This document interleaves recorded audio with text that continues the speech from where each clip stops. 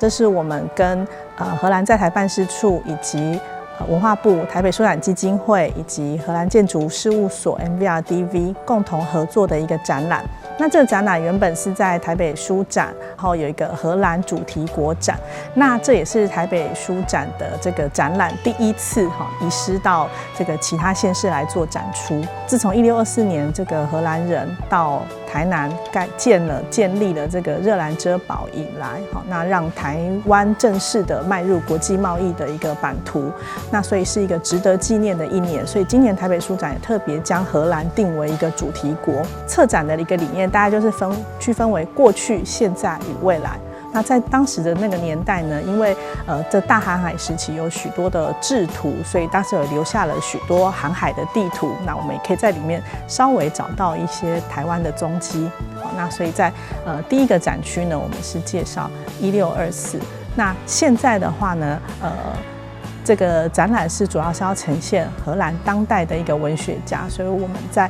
这个展览的外面呢，就是呈现了8位荷兰当代的一个文学家，包括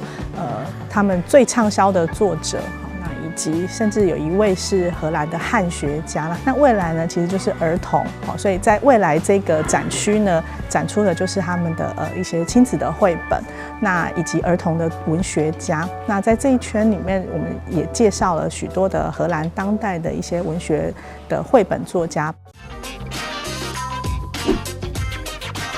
掌握施政3分钟，台南进步向前冲。台北书展在过去的传统当中，其实主题展这从来没有移展过了哈。那因为今年主题展其实是荷兰展哦，那台南400其实反映的其实是台南跟过去的历史其实跟荷兰有很深厚的关联哦，所以其实是我们有共同交织的历史。然后我们同样是海岛的国家，然后这个重视科技发展的城市，那以及我们共同面对的一个环境永续的问题，我们都认为其实荷兰馆跟台南400有很深的可以彼此对话跟借鉴的这种价值，所以我们特别把它移到总图这边来。那希望对于荷兰这个国家有兴趣的市民朋友，或者对于台南跟荷兰究竟有过什么样的一个交集的民众呢，能够在这段时间到我们的市立图书馆来看待、来欣赏、来参观我们这个荷兰馆的展览。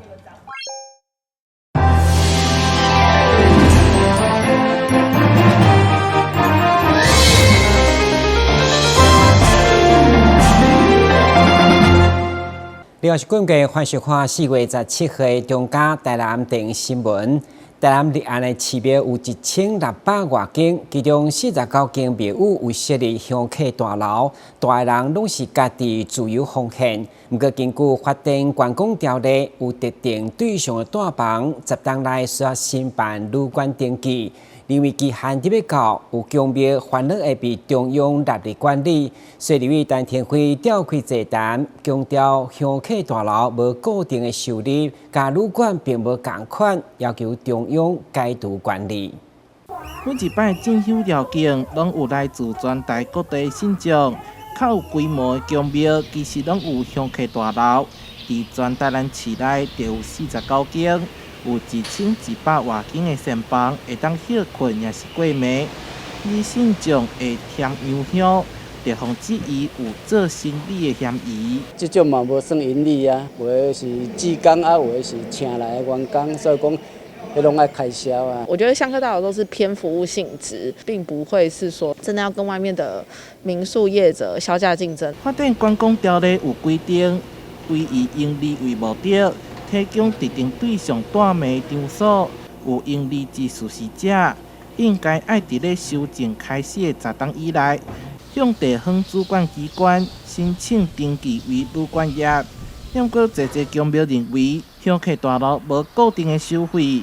毋是盈利事业。咱这是要做服务呢，互他乡来赶进香的善人大德，信大人去大呢，互因一个方便呢，对不对？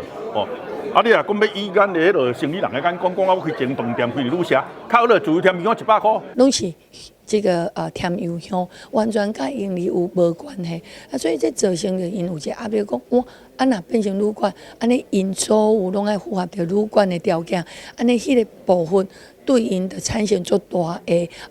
这无公平。陈天辉特别邀请相关单位召开座谈会，强调绝对袂使因为错误的认定，影响宗教活动的发展。会中确定香客大楼无盈利事实，未来将由台南市政府申报，量早为中央观光署当中解除列管。台南新闻杨淑怀采访报道。安平开台天后宫配合台南400将举办一系列活动，包括甲文化局、台南市国家协会共同办理的开台圣王400人8个祭名。该表演4月28日将伫安平古堡老地起鼓，相当使人期待。今年是台南建成400年，台南市政府推动了一系列的庆祝活动，同时也希望民间一起加入。安平开台天后宫就响应了这项系列活动，让台南400更加热闹。伫400年的活动当中哦，咱除了公部门有活动以外，咱原来一直希望讲，咱民间原来爱有一寡自主性的活动，所以咱有一个计划叫做400 Plus 哦，就是400加这样子的一个民间提案参与响应的活动。啊，伫遮阮啊，真感谢咱的主委吼，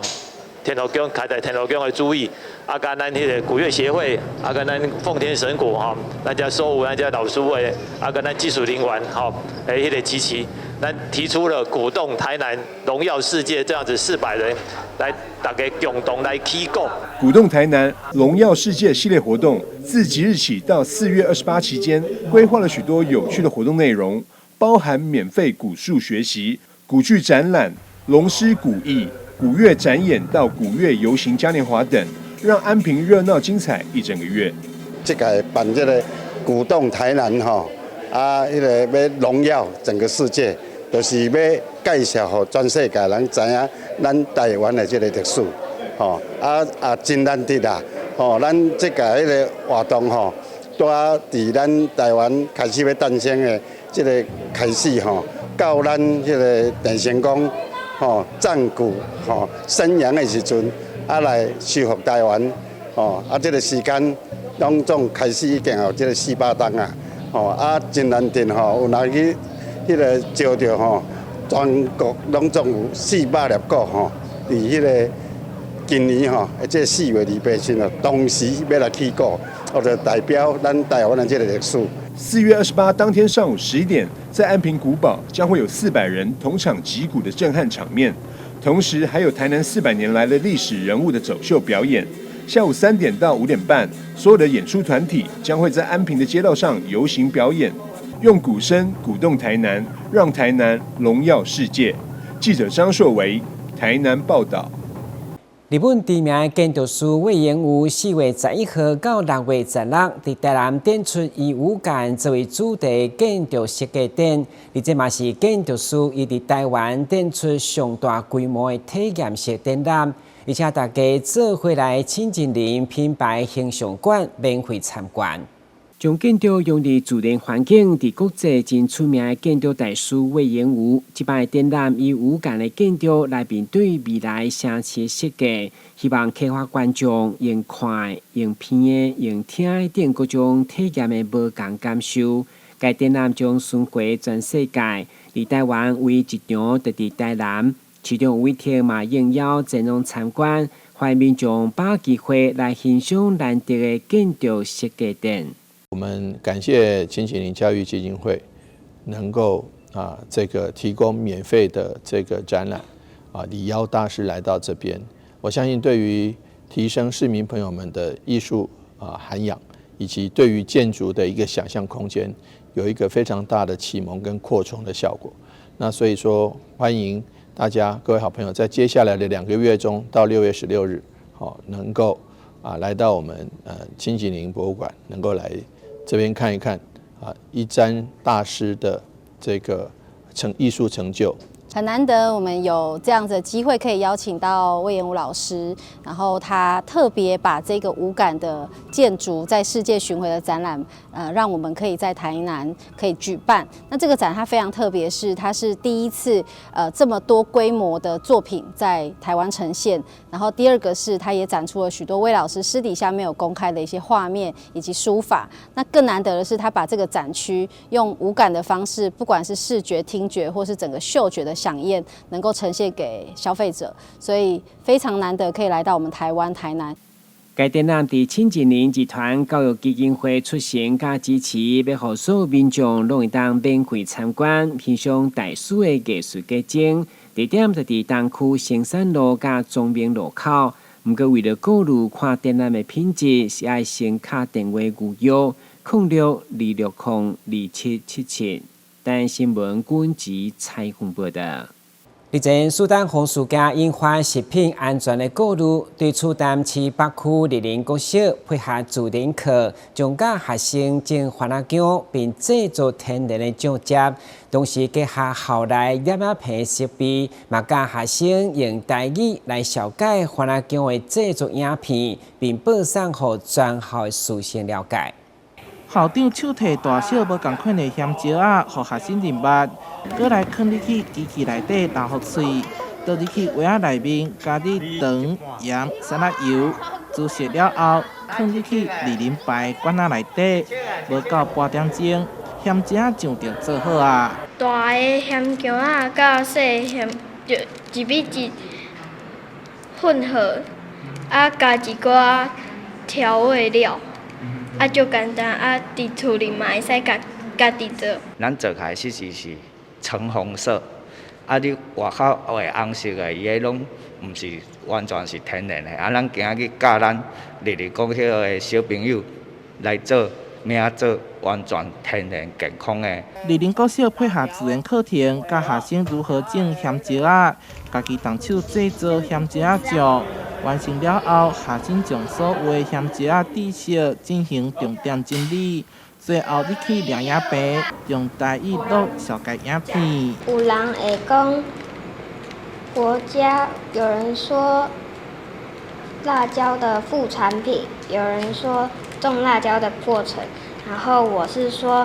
辣椒的种类。真了解之后，会使对世界各国。因用的辣椒搁咱台湾用的辣椒搁因这的辣椒有啥物无同？小小的辣椒但是却是很大的大的学问啊！学生甲影片透过参前5分钟，含中校所有的师生分享，相当有意义。最近食安问题，食甲大家拢心惊惊。也毋过学校的食农教育，让学生了解为产地到餐道的完整过程。今日新闻采访报道。为了符合精灵减团永续精神，现在政府税单已经一步一步调向电子化，减少纸本。税嘛提醒纳税人，4月份是使用牌照税缴纳期间，申请电子传送的缴款书，不止环保，还有指定的贺礼要销送。4月1号开始，爱缴纳汽机车的使用牌照税，千万唔通袂记哩。你当你接到税单，上方便就是伫遮摕手机扫描 QR code 伫线顶缴。另外，财政税务局嘛请市民申办电子税单，除了唔免惊税单无去，佮需要补单，而且牌照税以外，房屋税甲地价税嘛拢会当缴，安心方便，符合环保，佮有好礼销送。它因为减脂减碳，近邻生活，真正的环保，所以你只要点开它那个 QR code， 那在网络上，你要用信用卡缴纳之类的，那个都很方便，你只要输入卡号就好。台南市所属的那个缴款书的话，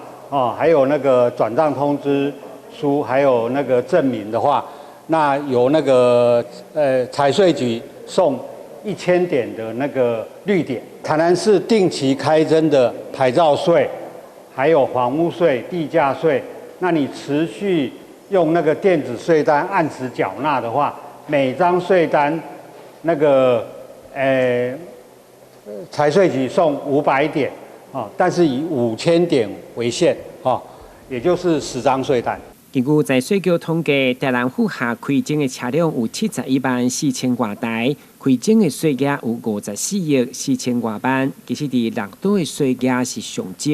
另外，电动车免税有4千多台，到114年12月31号之前无需要申请。不过，油电混合车油源需要缴纳，请纳税人伫4月30号早之之前爱记的，避免过期被处罚。台南新闻军集采访报道。台南每年举办看火金菇已经有19档，今年将伫4月27到5月12号登场。当中为期3礼拜假日，拢采取线顶预约，对17号上午9点开放报名。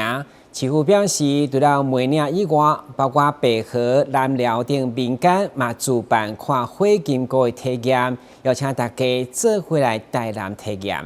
今年因为雨水充足，所以伫南西每年的乌龙步道已经提早看见火金菇的影子，包括市府开始规划赏萤季，而且因为台南护育火金菇有成，现在白河南寮、南华关山，甚至伫市区的巴克利公园，拢有了火金菇。这个天气的关系，今年雨水有提前，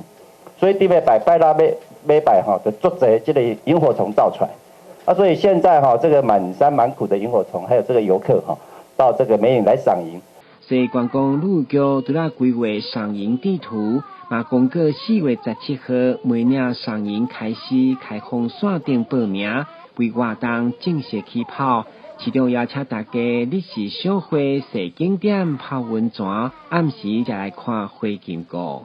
南溪不仅是很多丰富的农特产品，而且晚上又有萤火虫，所以又有龟丹温泉，它是一个非常好的碳酸温泉。所以呢，白天来吃梅子鸡，喝梅子酒，然后这个晚上来看萤火虫，真是非常好。又来泡温泉。那其实萤火虫是一个环境健康的指标，在环境未受没有污染的环境里面，它比较容易滋生，比较容易这个生长。那所以说，我们这几年来对于萤火虫的富裕，也算是一个有所成就的。为中市府除了宣传看火金菇的感动，现场嘛特别设立南西农特产电视专区，包括梅仔酒、梅仔製品以及水果乾、芳味等等。市长委托嘛亲自代言，欢迎来南西规划一段深度的生态旅游。台南新闻军集采访报道。基米病以病人优先为理念，这回推出化疗专业的名称预约，要让患者安心治疗，更唔免等待。这项大型创新的服务，嘛让因得到国家级品质标准的肯定。为了让癌症病人会当安心接受治疗，基米病院伫109年8月率先全台推出饭店式化疗专程预约服务，透过服务。不但会当掌握入院的时间，疗程也袂耽误到，嘛缩短了入院后治疗时间。饭店这种预约的方式呢，提早预定，把这个你的房型时间都把它定下来。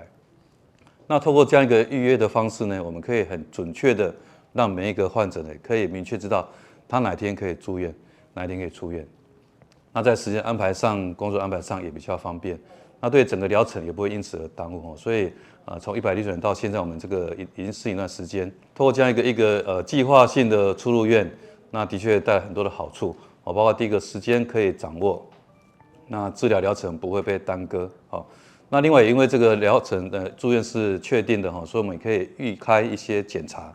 跟一些处方所以我们可以缩短入院后呢这个开始启动治疗的时间。基米病院打造全方位癌症支援系统，甲患者共同面对治疗挑战。除了提供医疗诊治照护以外，会当透过癌症资源中心进行单因参考的服务甲转介，包含参照心理情绪、应用指导、药物咨询等多项的服务。在治疗过程中会遇到很多我们在心理上不了解的地方，那事实上在这部分的话，我们也有很多的一些咨询。包括我们现在有所谓的化学药物的咨询，有我们的所谓的癌症病友的一个所谓的服务包含药物的副作用，然后社会经济上的需求精神上的压力怎么样去改善。那特别是针对这些副作用的话，我们还推出了使用网络方法的方式，来把我们的副作用能够更具体的评估，就是副作用可以自我评估。那这些都是我们目前在推出，让我们的一些病人的治疗能够在这方面能够更平顺，达到更好的一个治疗的效果。冯主任表示，眼睛资源中心有研究志工会当甲病人互相分享甲心理支持，经有心理师看情形介入咨商，协助病人应对治疗过程中可能会出现的情绪波动，让病人感受到更多关怀甲温暖。记者张世伟采访报道。为了解决桃园严重欠缺驾驶问题，桃园市政府推出积分的政策，强调只要报名接受大客车驾驶训练，就等于是就业，而且也有补助，累积上悬会当领到20万，希望政府一步一步将司机的亏补好到。全台闹公车驾驶荒，桃园市在疫情解封 T-Bus 上路后，司机的缺额更是超过250名。为了鼓励民众投身驾驶工作行列，桃园市政府推出大客车驾驶受训及就业政策，只要报名受训就等于就业，补助累计最高可以领到20万元，并在日前举行开训典礼，希望借此逐步补齐司机缺额。从培训阶段就跟公车业者配合，给他基本的薪资，也就是所谓的受训及就业。受训的5个月期间，我们给他基本的本薪，给他学习津贴，还有结训的话，顺利结训的话，也有结训奖金。然后开始上路以后，能够做满1年、做满3年，我们都有里程碑的奖金。这个做法就是开源，这个做法在全国各县市应该是首创。我们希望说，在桃园这个做法能够示范成功，能够变成其他县市或许也可以来一起采用的做法，帮我们桃园也好，全国也好，把这公共运输的驾驶人力能够做一个疏解。第一波报名的人数有90多位，最后经过筛选通过受训的有32名，其中还有1位是大陆的新住民张坤。他表示，驾驶工作薪水高，还有完整的训练，他觉得这样的政策非常好。